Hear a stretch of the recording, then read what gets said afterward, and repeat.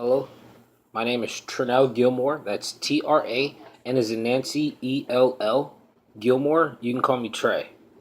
And my memorable quote is as follows: If you always do what you always did, then you always get what you always got.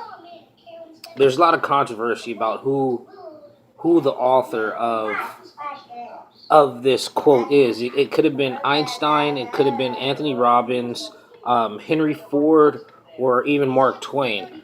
They all contributed to this quote, but none of them are the actual authors. The author is unknown, so we're not sure who wrote this saying. And this quote is important because I heard it first from my sister. She's a year and a half older than me, and she would tell me all the time, if you always do what you always did, then you always get what you always got. And it didn't have any significance to me at all. It just went into a pile of other unsignificant quotes that I genuinely didn't care for. And um, over time,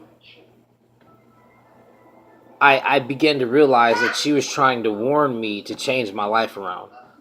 She was also encouraging me to take a leap of faith toward a better, more prosperous life. Um, Despite where I began, she wanted me to know I don't have to remain stagnant.